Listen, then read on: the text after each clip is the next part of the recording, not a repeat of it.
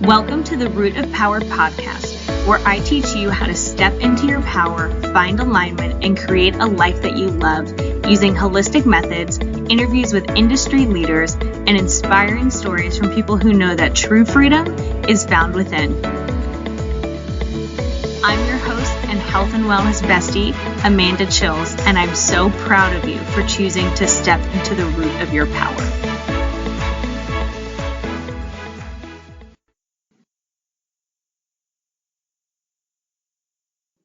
What up, podcast fam? Welcome to today's episode. I wanted to, before we get started, let you know that I have a very cool 10 tips to increase your energy naturally. So listen, if you are drinking Monsters or 19 cups of coffee a day, this is for you, okay? Go to amandachills.com/energy. And it is totally free. So y'all are welcome. We about to be a bunch of Energizer bunnies up in here. Okay, let's get to the episode. Glad you're here. All right. Hey, y'all. Welcome to this week's episode. We are with Eric Taylor. Funnily enough, a childhood friend of mine and my sister's, who we reconnected on Facebook. So he is a Crossfit coach, retired military. And so we're going to talk about military, transitioning into civilian life, what CrossFit is, what it can do, the community that it builds, and kind of all things physical and mental health. So welcome, Eric. Hello. Hey, how are you guys doing? Good, I hope, anyways. They can't answer, but we hope they're good. How are you doing? Leave us a comment. So tell us about you, Eric. All right. So as you said, my name's Eric Taylor. I'm actually a childhood friend of Amanda and Angie. I actually played basketball with Angie, so that's how I met Amanda. I forgot about that. Yeah, I was like, I think we were like, I was 12 years old, so you're a little bit younger. But, known you guys for a long time, been friends with y'all for a long time, and just kind of got to know you guys really well. But I am a CrossFit coach and a USAW Olympic weightlifting coach. I did over 11 years in the Army, combat arms, and that's kind of where I got my actual introduction to CrossFit. It was with a buddy of mine who was a CrossFit coach that was like, hey, man, you got to try this. So I did, and then, was sore for like 2 weeks and then fell in love with it and kept going. Yeah. But I'm married with 2 kids, who I'm sure you'll see off and on throughout this podcast because I am on daddy duty or here. Yep. And I'm actually in the little one's room because they got a comfortable chair in here. But I love everything health and fitness, both physical and mental health. I'm a big proponent for that. So yeah, it's pretty much me right now. Awesome. So side note, if anyone is more interested in hearing about weightlifting, my cousin Sarah Davies, I uploaded her interview, perhaps it was interview 2 or 3. She is an Olympic weightlifter for England. So she is on their national team. Yeah, she's a total badass. So perhaps I should link you 2 up. I would love to do, just side note, in the future, some kind of like clinic with you guys, because that would be so awesome. But that's here and there. So you were introduced to CrossFit while you were in the military, or after you got out, a buddy of yours was telling you about it? No, so it was while I was in the military. I had actually come home for R&R leave, or rest and recuperation leave, or basically vacation from my second deployment for a couple of weeks. And my wife was working with a friend who her husband was in the CrossFit, and they introduced us. He was like, hey, man, I got this workout that I'd love for you to do. Give it a go. I was like, okay, cool. What is it? He's like, it's called Fran. I was like, well, what is that? Oh. Yeah. My first CrossFit workout ever was Fran. It was horrible. Can you explain what Fran is for people who don't know? Yeah. So Fran is it's a benchmark. It is awful. It's a benchmark workout. 21, 15, 9 is the rep structure of thrusters and pull-ups, which can be combined are absolutely horrible, but it's it falls under CrossFit's methodology of a lot of push-pull type workouts, and it really is all about there's no pacing to it. It's 3, 2, 1, go, and it's pedal to the metal, and you go as hard as you can for as long as you can. Whether that's, you got your elite level athletes doing it in just over a minute, and then you've got, your normal folks doing it, and I don't know, a good score would be like probably 5 to 7, but of course there's scaling options for you to be able to do it and stuff like that. So it all depends on you. But it's horrible. It's fun, but it's horrible while you're doing it. Also terrible. Absolutely. You'll be sore for like days. Like, well, I only did 45 reps, but you're going to be sore forever. So I did the workout, and it took me, I don't know, like 12 minutes to do, and of course, being the knucklehead that I was, not knowing this, how to scale, I did it the RX option, which is 95 pounds for the thrusters. And then, the pull-ups, you do the best as you can. I mean, I was a lot lighter back then. So strict pull-ups were the way to go. For me, I didn't understand the whole kipping thing. And so I did that, and it killed me, and I was sore. I mean, I'm telling you, I was sore for, I wish I could say I was kidding, but a week and a half I was sore, but prior to that, all I'd ever done was just, in the Army at the time, it was running push-ups and sit-ups because that's what you trained for, because that's what the PT test was, so I didn't understand the concept of the functional fitness and full body workouts. I was like, all I got to do is push-ups, sit-ups, and run. That's it. Yeah. Fit, and then of course, hindsight. Which is so not true. So can you explain, that's a really good segue actually.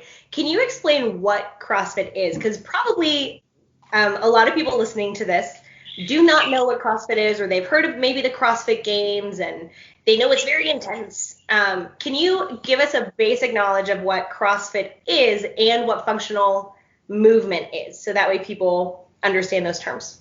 Yeah, so CrossFit is, I guess the technical definition would be, it's functional, high intensity, and there's 7 or 8 different modalities to CrossFit, but I'm sorry, my daughter's in here. But it's a program that is actually designed to basically make you a better human, and to take somebody who's never been athletic in their life and give them the base to be athletic.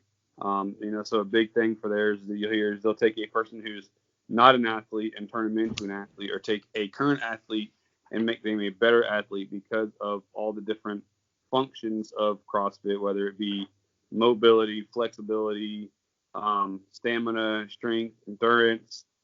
Even there's a lot of gymnastics that you don't realize that you're doing, and a lot of coordination as well, because some of these movements you've got to have coordination to do. So it helps develop those skills that you've never had before. So functional movement, for anyone listening, is, so some people think of weightlifting as like bodybuilding, where you're doing one day biceps and triceps and second day quads and hamstrings. No, it's not true. That's my friend Amanda. Say hi. Hi, cutie. So CrossFit, what you're saying is that it incorporates whole body movement. So like thrusters that you described earlier, you would have a barbell on your chest and a front rack, for people who know what that is. So the barbell's in front of you, you squat all the way down, you stand up, and you pick the barbell up above your head. That takes some coordination. Yes, absolutely. Yeah. So you're really building, so what you're saying, and so some people don't know, is you can really have never had an athletic background, or you don't have to be very fit to start CrossFit. So how does someone who's not very fit start CrossFit? How do you start with those people? So when I get a brand new athlete in my gym, girls, stop. All right. When I get a brand new athlete that comes in the gym, and of course I always ask them, what is your athletic background? And some of them have said absolutely nothing. I've never done anything in my entire life. I'm like, okay, this will be interesting, but all right, let's do this. Yeah. So hey, they're for an adventure. That's right. So of course I try to give them, the I guess you call it, hey, let's sit down and talk about what your background looks like, any injuries, health conditions, stuff like that. That way I can. Okay, Emily, that's not the clothes drawer. That is your PJ drawer. You know, and I do like a full blown assessment, you know, and see what their flexibility looks like. And this is yours. That way, I'm not putting them in any positions that hurt. That way, you know, they want you as a coach, you want them to keep coming back and keep getting better and keep developing. Right. You know, so, but we have an introductory workout. It is kind of, it's the rep structure is very similar to Fran. It's 21-15-9, but it's box jumps, kettlebell swings, and wall balls. So a box jump is where you would jump on a box. Correct. And a wall ball is you're throwing a like weighted ball up a wall and then catching it again. Okay. Right. You know, and so you've got you know, different heights. Like males are supposed to throw a 20-pound ball, you know, up to a 10-foot target. Ladies is 14 up to a 9-foot target, but that's prescribed. But of course, like I said, with scaling options, you know, you scale. So like I'll have somebody brand new do like a 10-pound wall ball, a 20-pound kettlebell, and rather than having them jump on the box, I'll have them step up on the box, and I'll flip it to the lowest side, you know, and then if 20 is too much, then then we have jerk boxes that we use for Olympic weightlifting that I'll bring over and stack them and say, okay, we'll try this 18 or try this 15 or take plates and you can stack plates on top of each other and step upon plates or whatever. So everything for CrossFit is scalable. Yes, for every Emily, stop. For every prescribed weightlifting or for every prescribed movement, there's scaled options for it as well. So, you know, that's as a coach, that's your job to know what those are, so that you can that client or that athlete or I mean, I call them athletes because that's what they are. I call them, you know, if an athlete, you want them to be able to complete the workout just like everybody else, you know, just with scaled movements, because you want, you know, you're gonna have to work up. Because even me doing this I've been doing this since 2014. Well, actually 2014. Girls, stop. That's enough.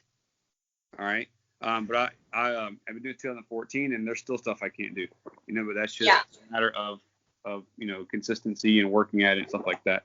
But yeah, so I try to scale stuff for people because I still want them to get, especially at 21-15-9. That is more of a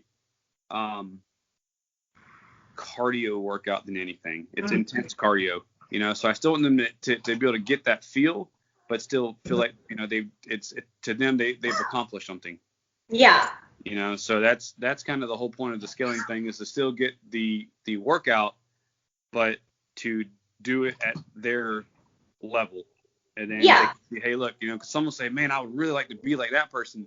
I'm like, well, you do know that person's been doing this for 3 or 4 years. Yeah. Has come in 4 or 5 days a week and worked on everything I've told them to work on, and has done the nutrition part and all this other stuff. So if you follow these footsteps or these paths, you can be there too. Yeah. So it really gives people like a goal and a framework to work towards without being, I think sometimes workouts like Beachbody, right, is so specific. Come here. And not always realistic for people because they have to change their whole life. But CrossFit can really fit into someone's framework. So like someone like me, I go maybe once or twice a week, and I struggle, but I would struggle if I went 4 days a week, like, because it progressively gets harder. But 1 or 2 days a week is fine for me. And there's some people that go every day, and that's fine for them. So what do you like about CrossFit? Like, I know CrossFit really, there seems to be a lot of ex-military in CrossFit. Why do you think that is, and why do you like it? So the reason why I think there is so much ex-military in CrossFit is it's very much a community. And you hear a lot of terms with the military community, girlfriend, the military community, you know, is very tight knit. Well, so is the CrossFit community, and that's what I love about it. Is it doesn't matter if you're a elite level athlete or if you're Joe Schmo up the street who just heard about CrossFit because of a TV commercial or something like that. You know, you're automatically brought into the community. Hey, babe, here you go. Here's some. My wife just got home. Say, hey, babe. Oh, hi, wife. Hey, babe. Hi. Come on. But you're automatically welcome into the community because we're all there for a similar person, and that's to become a better human being. Some people are trying to get to the competitive level, and some of them want to come in. Just honestly, I have people that come into my classes and will sit there and chit chat with somebody else. And I'm like, hey, psst, come here for a second so I can get this workout explained to you. And then while you're warming up, you can talk to this person. So a lot of them are there for the community aspect because they all know that it's a passion of theirs. Because essentially it turns into a passion, and just like I was very passionate about the Army, so it's a lot more involved than people will realize, I guess. It's not like when you go to Crunch. There's nothing wrong with some of these Globo gyms. But when you go to Crunch or Just Move or whatever, you go in there, you do your plan thing, I guess, and then you go home. Like you don't stop and say, hey, Chris, how you doing? Hey, buddy, hey, and like everybody knows everybody, and you get to the point where like you get to know their kids, and then you're going on Friday night for a social or whatever, because you all become just so close knit as family. So we call it a CrossFit family. But essentially that's what it is. So I know the military is huge on community, and then CrossFit is huge on community. And so CrossFit actually has a number of hero WODs, right? Workout of the day, for anyone who doesn't know what that is, who are from soldiers killed in action, right? Yes. Yep. Okay. So can you explain, let's just go with the most brutal, right? Can you explain Murph? That you guys do every Memorial Day, and I have done it once, and I think it took me 2 hours, and I wanted to jump off a bridge. It was horrible. But can you explain? So just go with the worst one, right? It's built around. Can you explain who? Sergeant Murphy. I'm sorry, I don't remember who he is. I know it's called Murph. Can you explain that one, and then we'll move on to your time in the military? Yeah. So the workout is called Murph. It's a 1 mile run with a 20-pound weight vest, and then it's 100 pull-ups, 200 push-ups, and 300 air squats, followed by another 1 mile run. And this whole time, the RX version or the prescribed version is with a vest the entire time, right? Wow. And there's different ways you can do it. You can partition it and break it up into sets. Like I usually do 20 rounds of Cindy, which is another benchmark workout, and 5, 10, 15, 5 pull-ups, 10 push-ups, 15 squats, and then I'm going, So, you can partition it however you want to, but some people go 1 mile, 100, 200, 300, 1 mile. And I mean, I've done that one time and it about killed me. Not literally, but just inside my soul. Right. So, but it's Lieutenant Murphy, who he was a Navy SEAL who actually died while saving a group of his, SEAL team guys. He sacrificed his life so he could get the others to safety.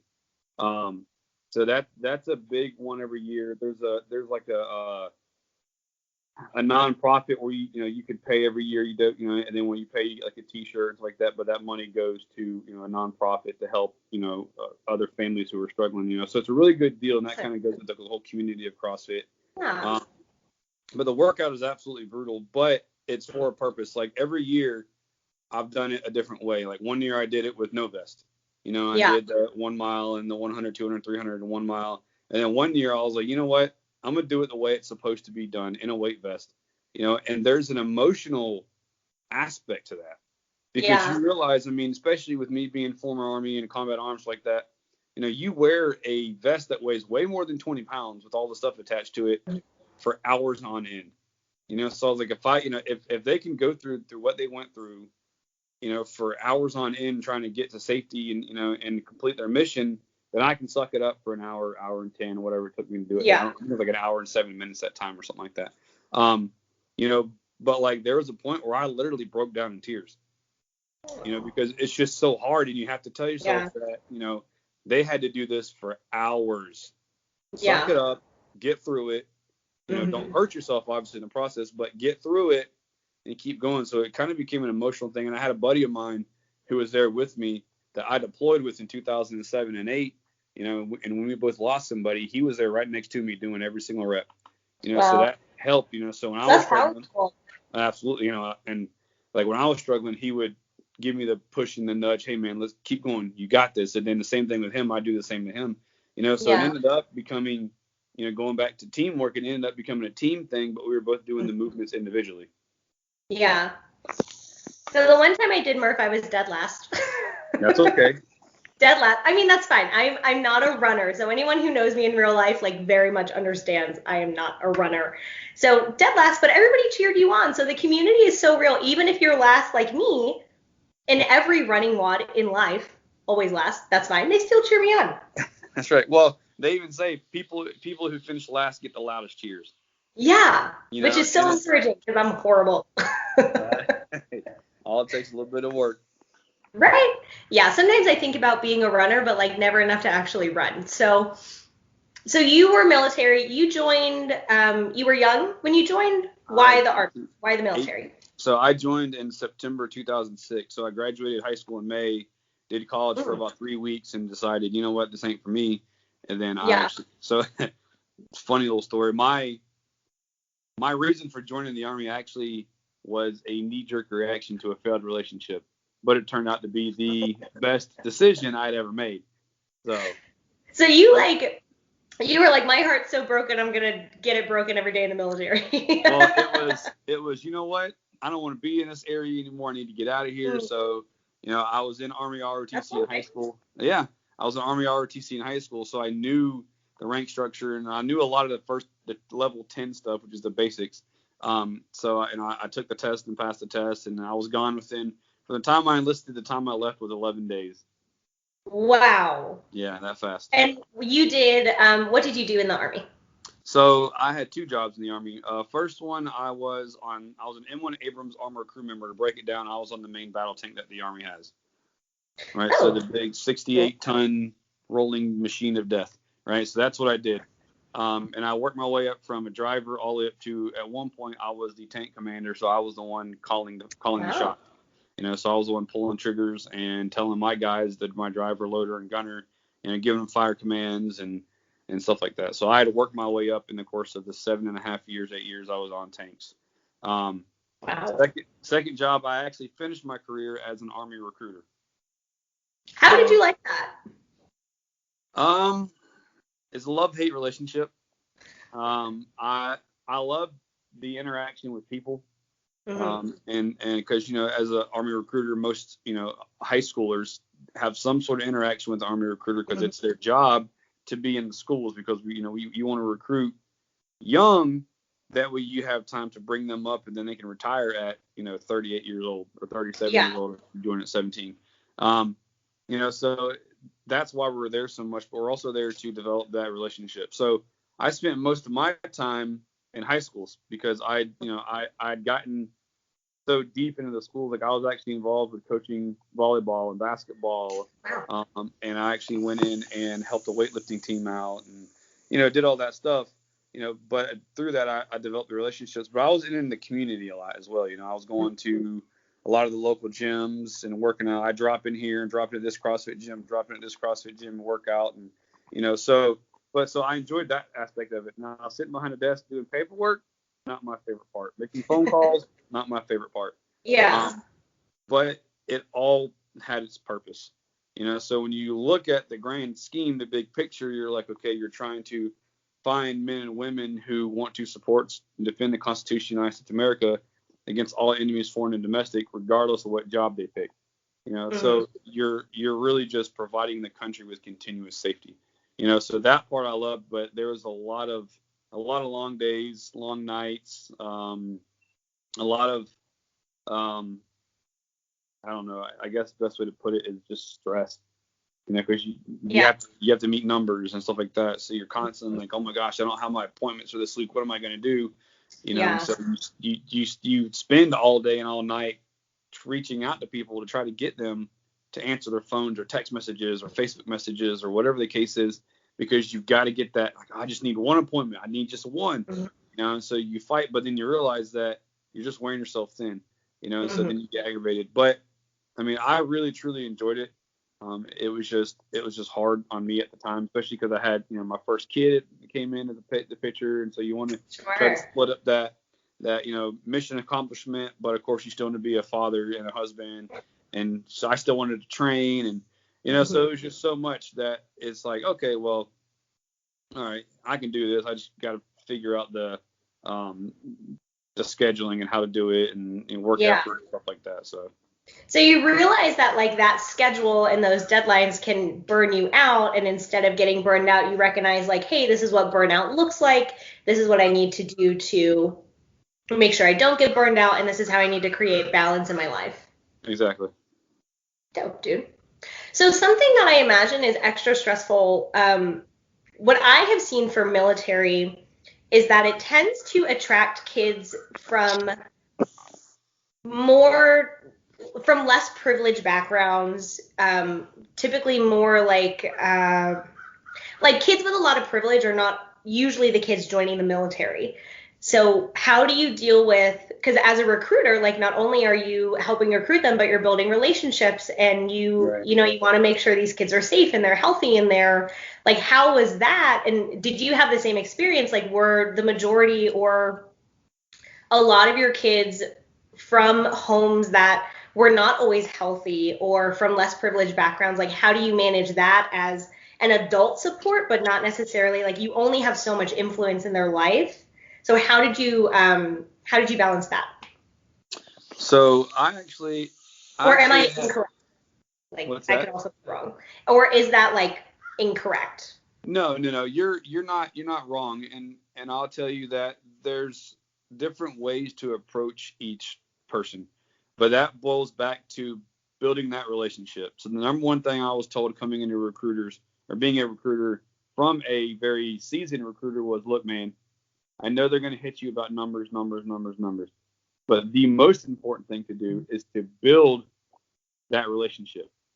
Mm-hmm. The relationship is the foundation. If you can get them to trust you and not be afraid of you, intimidated by you, then they're more likely to come back to you when they do decide that, okay, you know what, maybe I should give the Army a try or whatever. Yeah. So when I approached kids, I knew kind of a little bit about them, their background. And I had kids that joined. I mean, I had a former retired Major League Baseball player's son join the Army. Yeah. But like when I talked about the Army, it wasn't about the money, because Yeah. I'm sorry, I can't match. There's no way we could ever pay you as much money as your dad ever made in Major League Baseball. It's impossible. Right. It's not gonna happen. So you hit them from a distant aspect. Maybe it's being a patriot, or maybe it's they want to do a specific trade. So you hit them in that route. So you kind of got to figure out what's driving them in life. Yeah. So it's a lot of psychology. Oh, absolutely. Tons of it. There's like anytime you hit an obstacle, you have to figure out how to overcome that obstacle. And so there's a way, and there's a thing in the recruiting, it's called a feel, felt, found. I understand how you feel. Many have felt that way, but here's what I found. Oh, I'm sorry, can you repeat that? Because that's brilliant. So it's called feel, felt, found. So I understand. So somebody hits you with, well, I don't want to leave my mom and dad because they're old or whatever the case is. You go, okay, I understand how you feel. That is a tough place to be. And many have felt that way. I've known people who have been in your shoes that have still joined the Army. What I found is that you can actually take care of your parents better if you do this because of the healthcare. Wow. Okay, that is brilliant. So anyone who's listening, please write that down. Feel, felt, found. So I use that with my counseling practice a lot, and that really resonates because it makes people feel less alone, and it gives them one opportunity to solve their problems. So I think you're totally right. A lot of people, what I have found is a lot of people don't know how to problem solve. All they see is one way because that's all they've known. Mm-hmm. And this gives people so many more options. So I'm someone who is in life kind of critical of the military industrial complex. I see the aftermath of people who are not taken care of by the military. As someone who was in the military, you have a very different view than someone like me has. So part of the heavy recruiting in rural areas where kids don't have a ton of options, lack of access to free college drives, recruiting numbers and things like that. So I want to be careful not to rain on that parade. Can you talk about some of maybe one of the kids that you recruited, one of the memorable kids that you recruited, and what the military helped them do? Because it does give kids who feel like they don't have any option an option. and you can get education like the GI Bill. There's a ton of trades like welding. I mean, you can't be a tank commander in civilian life, but you can do other things. Right. Unless, you drive a tank in a parade. I don't really know. But so what was one of the memorable kids that you recruited, and how did you get into recruiting? Did you get assigned, or do you volunteer for that? Like, I don't know how that works. So typically, once you hit a certain rank in the Army, they start looking at, okay, it's considered a career enhancing assignment. So a lot of times, if you don't volunteer, you get what they call DA selected. So the Department of the Army says, exactly, voluntold, right? It's the Army term as well. All right, but I actually volunteered for it because when I was being a tanker, just because I wanted a slower, they call it battle rhythm. So I wanted a slower battle rhythm, because in being in combat arms, it was you prepare, you train, then you deploy, and then you come back and do the same thing. So I wanted a slower battle rhythm. I wanted to start a family, but when I was in combat arms, it was kind of like in the field for a week or 2 weeks or 3 weeks or a month, back for 2 weeks and back, And my wife can attest to that too. She was like, I would have rather you just been gone for a deployment than just all the field stuff. So in recruiting, it guaranteed you the point of being home every night, most weekends off, holidays, stuff like that. So that's what I wanted.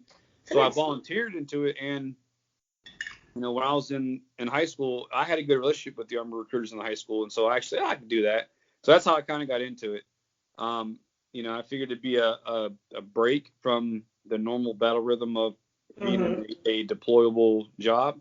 So that's kind of why I got into it. But I volunteered because they said if you volunteer, you get kind of a pick of an assignment rather than if you get DA selected, they send you where they want you. Heard. So that's kind of why I jumped into it. I was like, well, let me do something different and try to get where I want to be. So I got close to Florida, but not quite Florida. I was in Alabama for 3.5 years. Okay. So what about like a memorable recruit? Oh man. There's a couple of them. But so I had we'll go with my first ever enlistment. First ever kid I'd ever put in the Army. His name is Jared. I'll never forget him. Really cool guy. Not that he came from I wouldn't say he was privileged, but his parents weren't exactly like they were middle class, right? Okay. So he had the ability, and he was a smart kid anyways, but he had the ability to go to college if he wanted to, stuff like that. But for him, it was more or less of he was good at school, but he wanted to do more. Okay. That makes sense. So he really had a thing for IT, for information technology, and he realized that going to schools like MIT and any kind of school that was big in IT was going to cost him more than what his parents could afford or what he qualified for at scholarships. Sure. So I started talking to him, and I'll never forget when I did the interview with him and his parents. They invited me over. Of course, I set the time and date, and a lot of times I would go to their place because I want them to be comfortable. Yeah. I would never ask them, hey, let's meet at Starbucks or let's meet somewhere public, because then people are more likely to tense up and freeze up because of the people around them. So did it at their home in their comfort zone, they're more likely to open up, and it was easier to get them to basically to commit to joining at that point. But I came over there, and his mom had cooked an entire dinner. Of course, this is Southern Alabama, so they can cook, right? And she had I forgot what it was, but I ate 3 or 4 bowls of, I think, of some sort of soup, biscuits like that. And my wife came, because she wanted to get involved in the process because she was an Army wife, and so she came, and so we sat her on the dinner table and talked about the Army. And I was there for 2.5, 3 hours. Wow. And we talked about everything from Army life, and my wife chimed in, which helped a lot too. Because she was big about it. But he to this day is still in the Army, and that was in 2014. So here we are 6 years later. Yeah. He's still serving, and he's re-enlisted to stay because he enjoys it so much. But he got the job if he wanted to. And then plus he got the opportunity for airborne school and ranger school and stuff like that. So he got to be not only an IT guy, but he also got to be a very tactical, very elite. Yeah. Right. So now he works with with the Ranger units and the airborne units and stuff like that, keeping their their information technology up, like their their GPS systems and their networks and satellites and all that stuff. But like he and I still chit chat on Facebook to this day. That's so cool. And so he was my first enlistment, but I still have people to this day that I put in the Army, whether they're still in or got out, that would come to me and say, hey, thank you so much for everything that you've done for me. Or they'll just check in, hey, how you doing? How's the wife? How's the kids? Oh my gosh, the girls are so cute. But I've developed those lifelong relationships just through the process of getting somebody to commit to join the Army, because I would never ever push them, hey, you need to join the Army, or hey, you could be so much better as a person, because that's not my job. My job was to give them the information, give them the benefits, tell them, hey, look, you can enter the Army with no experience in this career field. They'll train you and pay you while you're training for the job, and then they'll place you within a unit somewhere in the country or overseas, to do that job. Then you can progress how you see fit. Whether you want to do 3 years, 4 years, 20 years, 30 years, whatever the case is up to you. But like I said, my biggest thing was, if I can build that relationship and that rapport with them, then anything's possible. Because they're going to come back to you every time. Now, why did you only you did 12 years, you said? Like, if you want the exact 11 years, 1 month, 22 days. Why didn't you do the 20? Now, you don't have to say, of course, but I'll be honest, because it wasn't really my choice to not do 20.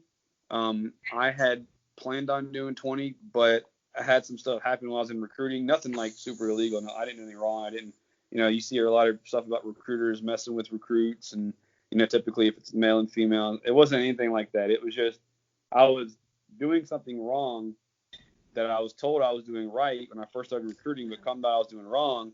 So I got what they call an Article 15, which is just, basically like a little kind of an intense slap on the wrist.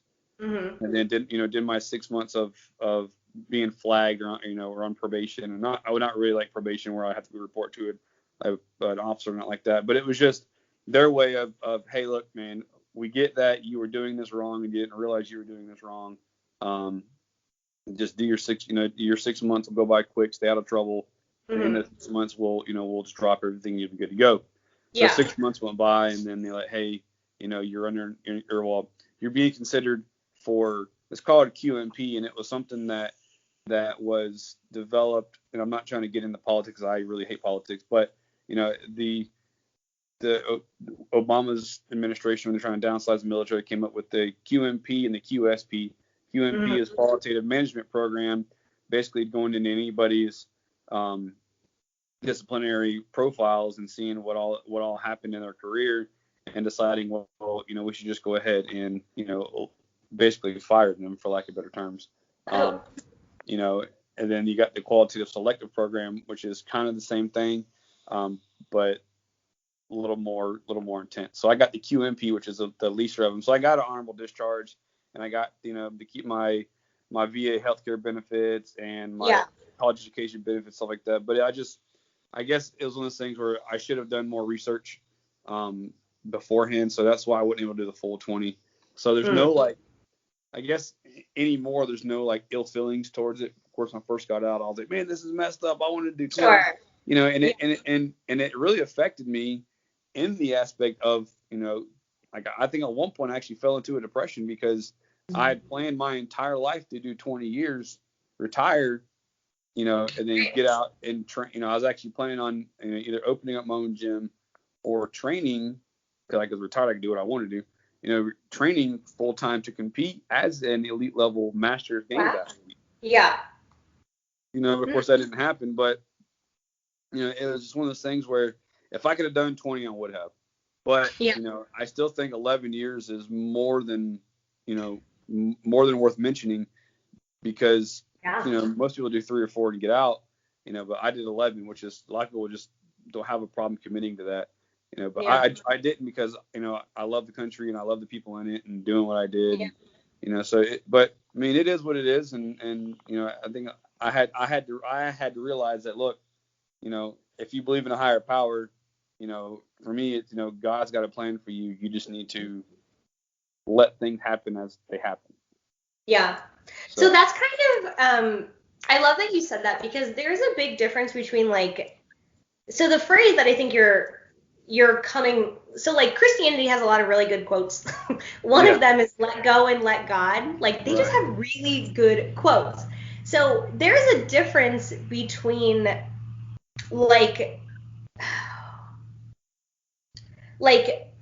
giving up and submitting. Does that make sense? And I want to talk about that for a second, because a lot of people, what I find is a lot of people, and you'll have to tell me if you've experienced this or what your experience was, when something unfortunate happens, their plan doesn't go as they want, they come across barriers.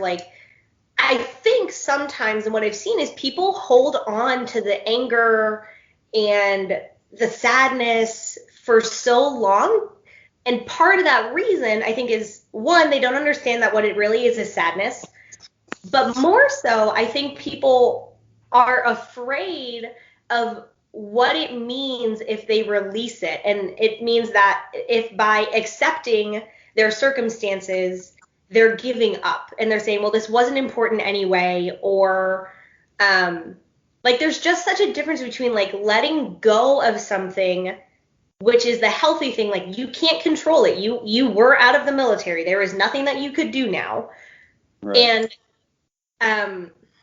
it's not giving up, but it's accepting that you cannot change that thing, and so you can die mad about it, or you can go on with your life and build a different path. Does that make sense? Yeah. Oh yeah, absolutely. So how did you release that? Because that's a lot of feelings. So what work did you have to do to kind of release it and work through it? So mine really honestly has been, so November 1st will be 3 years that I've been out. And I will say transitioning into the civilian life has not exactly been easy, because everything in the Army is structured, and there's a chain of command, and there's a standard operating procedure for everything that you do, even when it boils down to leading your soldiers and training your soldiers and conducting physical fitness and all these things. So coming out into the civilian world, it was a big shock to me when people would go above their first line supervisor or management to the big person and complain. I'm like, whoa, why don't you talk to your first line supervisor before you try to, and it's just wait a second, that's not how it works here. They pretty much have free reign to go see whoever they want to see, but I had to find a mentor. That's what I had to do. All right. Explain. So a mentor is somebody that you can trust to just listen. Kind of you're a healthcare, a mental health counselor. So people come to you to for you to help them with their problems, whether it be just a listening ear, because you're a third party. You may initially you don't really know anything about that person, but so they can tell you things without feeling like they're going to be judged, because they know that your job is to help them. So they know you're going to listen and not judge them, because you have ways to help them. So I had to find someone. And I have no stake in their life. So you found someone who's an outside party who also doesn't have biases because they know you or your situation. Right. Okay, so now was this person a civilian or someone who was in the military? So it was actually as a civilian, and actually funny enough, it was one of the pastors at my church. Awesome. So he and I actually met over a very tragic event. In 2000, God, I hope I don't get the year wrong. 2018, my family and I had a house fire. Oh. So we lost everything. We were living. So I just transitioned out of the Army, and we were living with my in-laws. While I kind of, got things figured out, and their wife and I got things figured out, and life started. We had a house fire, and the very next morning after the house fire, he showed up with breakfast, and he said, "How can I help?" I love that. So we became friends that way, and then come to find out he was doing CrossFit, so right. So he and I became, kind of like a mentor mentee, so he and I would get together at the gym and chit chat and work out together, or we'd go meet for coffee, or he texts me, hey man, it's been a couple weeks or a month, how you doing, how are things going? And I unload on him. Yeah. And he would, of course he would give me the biblical and spiritual side of things, and he'd also give me just the real side of things. Mm-hmm. And so it really helped me understand that going back to the phrase of let go and let God, of like, look, you can't control everything. And really almost anything. Right, exactly. There's very few is out of your control. Right. But as humans, we, especially as men, we want to be able to control everything we do. Mm-hmm. But you have to realize you can't. It is physically impossible to control anything, because you don't control the temperature outside, or what goes on at work. If something happens, or like in life, your car breaks down. You could literally have the best maintenance plan in the world, and your car might still break down, and there's nothing that you can do to prevent it. So you just have to understand that look, or I had to understand that my reason for getting out was beyond my control, because I tried to do everything I could to stay in. But there's only, doesn't matter what recommendation letters I had, character reference letters I had, profiles I had, because to be honest, I had essentially a perfect profile. Yeah. No disciplinary issues up to that point. So I was very angry at, I had a perfect profile, never been in trouble. I passed all my PT tests, was where I needed to be in leadership training, was in the position I needed to be in for that rank and time, everything, and you still decided to let me go. Yeah. So sometimes that's such a valuable lesson. Like, you can do everything right, you can do everything perfectly and still lose. Absolutely. And that's just, unfortunately, that's life sometimes. It is. It very much is. And I'm still learning that now as a 32-year-old father and husband. Yep. Sometimes you can't control this. Okay. Kind of going back to the feel, felt, found. Okay, how do I get through this? Mm-hmm. What do I need to do to overcome this obstacle? I love that problem solving. Yeah, but yeah, exactly. Going to problem solving. So, but having a mentor really, really helped, because he was able to almost like help me control my emotions and guide me through life. Yeah. So he helped you work through your emotions, because we can't control those either. We just feel how we feel. We can control how we respond to them. Right. So he's been absolutely instrumental in who I am right now. I love that. Yeah, just he's like an orchestrator, but like when I have a problem, I go to him, because hey, look, rather than me complaining to my wife about what's going on and how I feel, and making her stress out about it, I'm gonna go to somebody else who may be able to, and sometimes all I can say is, hey man, you just got to breathe, or we'll figure something else together, or and sometimes he can't help me with things, but it gives me the ability to just get it off my chest, so I can go, all right, clear my head. Yeah. Something I often say when clients come to see me, the way that my brain works is very visual. So something I often say is, like, they seem very heavy. And so when we have things literally, like, that phrase is so indicative of how our language links the body and the mind. Like, you don't say you have something on your mind, you say you have something on your chest. Well, if you have something on your chest, it's heavy, right? Mm-hmm. So through what I see in the process is people look and feel lighter. Not only because they're getting things off their chest, but because they're putting things down that they had no control over anyway and they never needed to carry. So, yes, that is beautiful. But one thing I'm hearing as like a theme for you was what really helped you transition, because someone who is active duty military and has never done deployments versus someone who is active duty and has done deployments, I would imagine the transition to civilian life is very different. Yep. Because deployment is anybody knows, it's a whole different ball game. So it sounds like one of the most healing aspects for you has been community. And when I talk to veterans, that's something that they miss so much, is the brotherhood, sisterhood, brotherhood, the family. Like, nothing bonds people closer than shared trauma, and like deployments inherently are traumatic. So we have a few minutes, so if you could walk through, like, we know community was very important. What else helped you transition into civilian life, and like kind of like you're doing things, you're like the CrossFit coach and the Olympic weightlifting coach, like you're obviously doing well. So what else helped you? Like having someone to talk to, it sounds like your spirituality helped you. What else helped? To be honest with you, my family.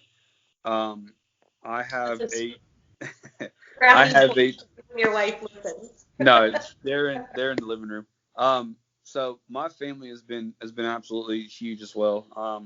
I had originally was looking at not coming back to Florida when I got out, just because of a potential job offer. But I'm kind of glad I didn't get the job and I came back here, because my family has been, I mean, like they've been huge. I mean, huge is, I shouldn't even. It's been ginormous.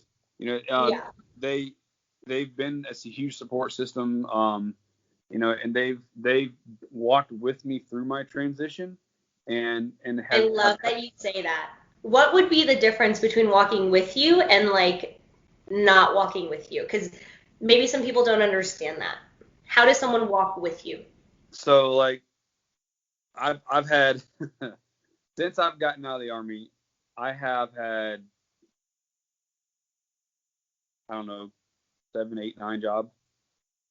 Which to go from 11 years of one job, to what you would plan to do for 20 years to 8, 9, 10 jobs in a 3-year span.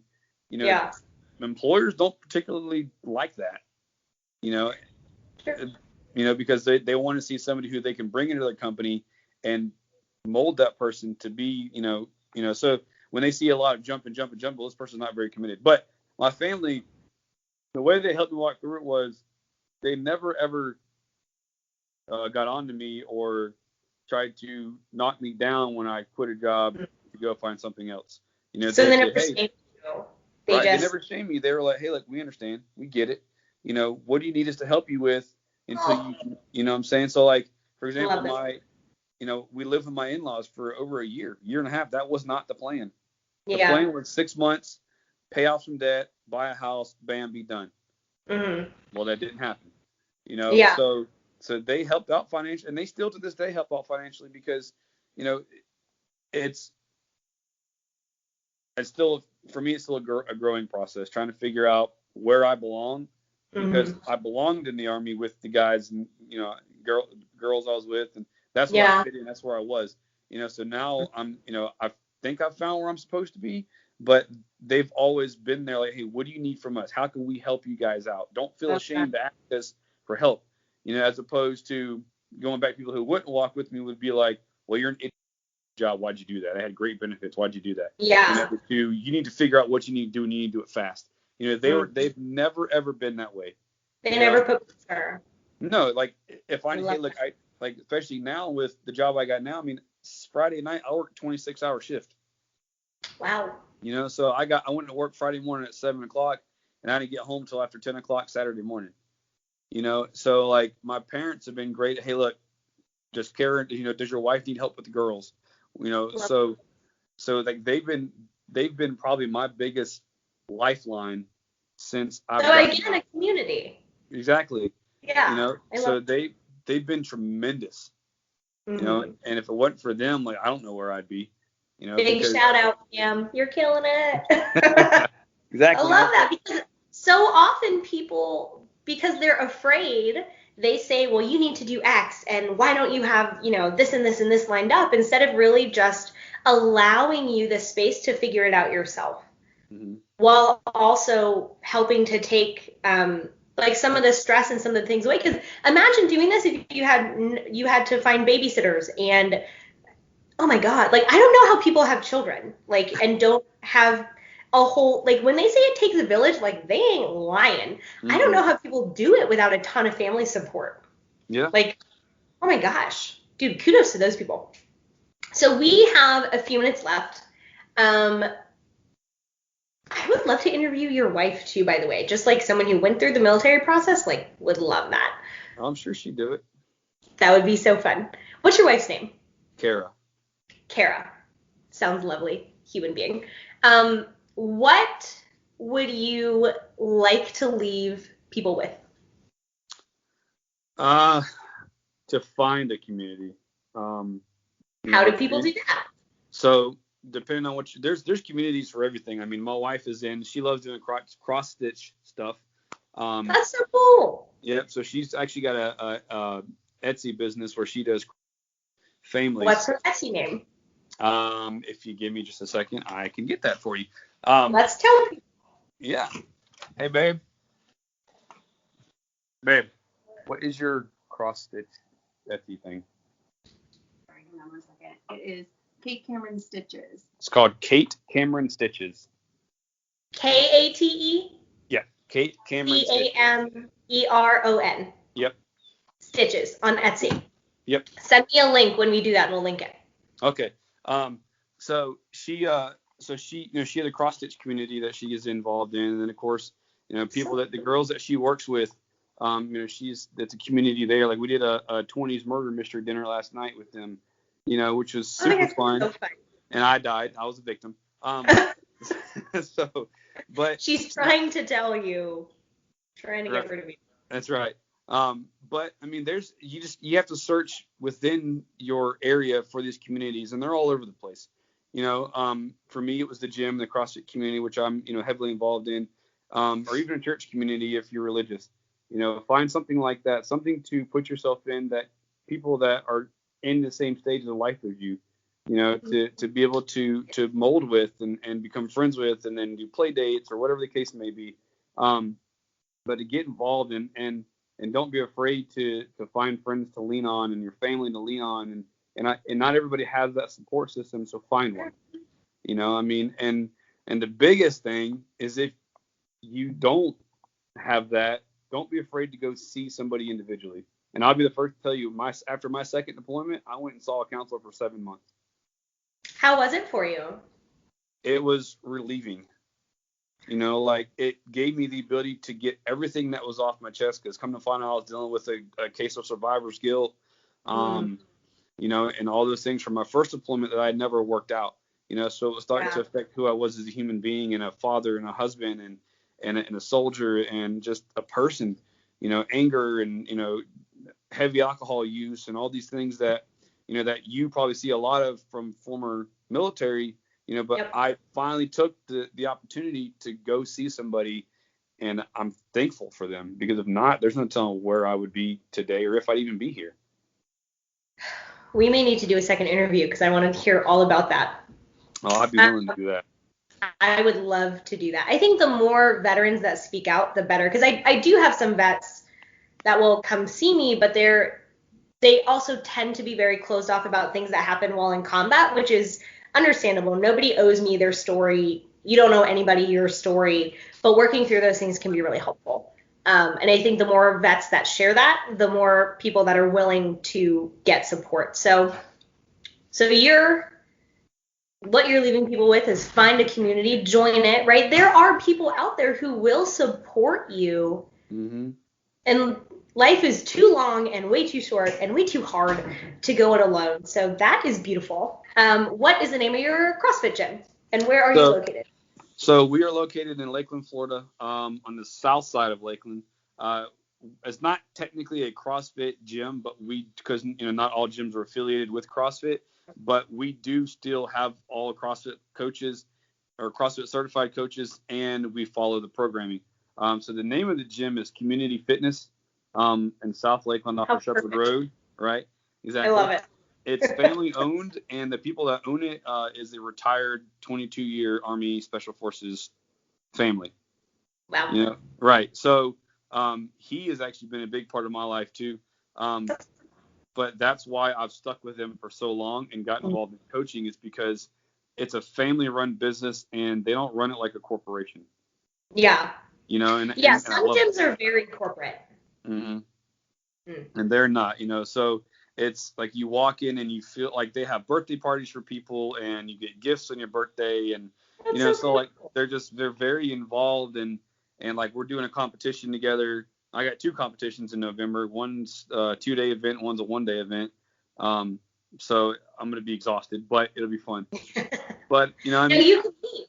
I do. I've competed in over a dozen competitions. That's so dope. So I'm Does not your like wife elite level. do it with you? Huh? Does your wife do it? Not currently. No. She has done it before. She's done CrossFit twice since we've been together. Not twice total, but she went for several months in 2014 and then stopped and then went back again in 2016 and then stopped. And you know, then after having the second kid, you know, we're just trying to still figure out life and stuff like that. So she does plan on getting back into it, but she's on her own health journey as well. She lost 21 pounds on her last fat weight or fat cut, and then I've lost a total of 29 pounds. Yeah, look at you guys. Yeah. So you know but she had done it, and she's a beast of her own. Like she's super strong. Yeah. So it's fun to watch her lift. But yeah. So I mean, it's been, oh man, I'm thankful that I go to a gym and work out and train and coach people well, because you know, everybody has to have somebody, you know. So that's just Agreed. That's just how it works out, I guess. All right, dude. Well, send me your stuff. We will link everything. Okay. Thank you so much. This was beautiful. Yeah, and I look forward to you know, doing another one, whatever the topic may be. If you want to get into the whole, like, you know, going to counseling and stuff, I'll be more than willing to share my story. So. You are beautiful. All right. So are you. So I'm gonna stop recording and then we shall discuss. Stop recording.